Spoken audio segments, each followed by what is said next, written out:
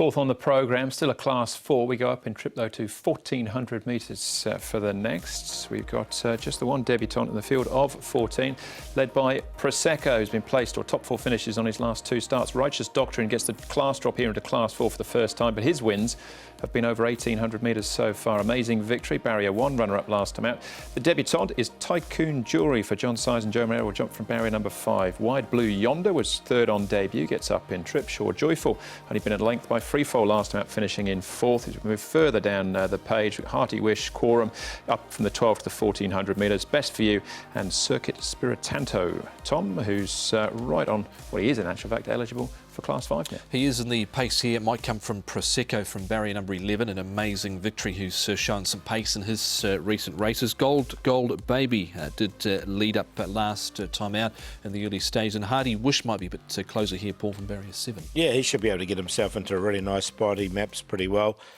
Some of the other horses here, Management Folks goes back. Wide Blue Yonder went back on debut, and Tung Hey Hey hasn't shown much speed. OK, we'll have a look at a couple of the key races in a moment. We'll start off, though, with Wide Blue Yonder and his trainer, David Hayes. David, Wide Blue Yonder ran a race last time full of promise, finished off very strongly. You're stepping up in trip this weekend. Yeah, he looked like he was looking for 1,400 or a mile, so we had no hesitation to step him out. He's worked well since, got an awkward gait, so he'll probably be ridden in a similar pattern to his first run. And if there's enough tempo, he may come over the top. Yeah, I guess your hand's certainly forced with the barrier, as you say. He's drawn in 13. Since that race, you say he's worked well. Have you seen the definite signs that he's maturing and improving? He's and just doing made natural improvement from the feed bin and the way he's doing things. So if it's not this weekend, it'll be a winner soon. You've got Blake Shin going on board as well. When it comes to hold-up tactics, he's one of the best, isn't he? Yes, he is. He loves riding that way. So that'll be in the horse's favour. And from a family of stayers predominantly, has he always shown you that he's probably a 1,400 metre plus horse? Yeah, he has. And he showed it in Chung Farm. If you look at one of his trials, he was very good late at the end of a 1,200, and so I'm looking forward to it when the races get longer. He's only a 3-year-old. I mean, without putting them into some sort of ranking, is he one of the nicer types in your stable, possibly? Oh, look, he's one of the nicer ones for sure. Not as a sprinter, but as a mile-plus horse, yes. Plenty of races for him going forward, I suppose. If he can make the grade, there's plenty of nice options for a horse like him. There is. We'll probably press on for another race after this, and then it'll be time to back off, as he's only a 3-year-old. Nice report then from David about Wide Blue Yonder. Definitely a horse for the notebook there. As we look, Tom, at Amazing Victory. Now, this is on a good to yielding track from barrier 8.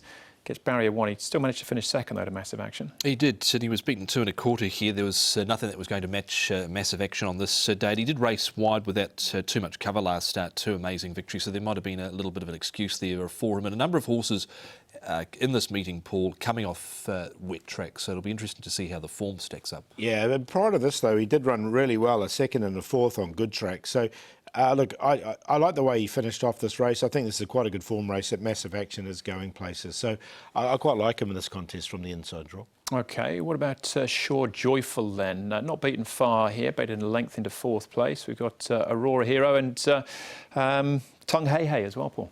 Yeah, Tung Hey Hey hasn't shown too much. Aurora Hero, I'm happy to watch.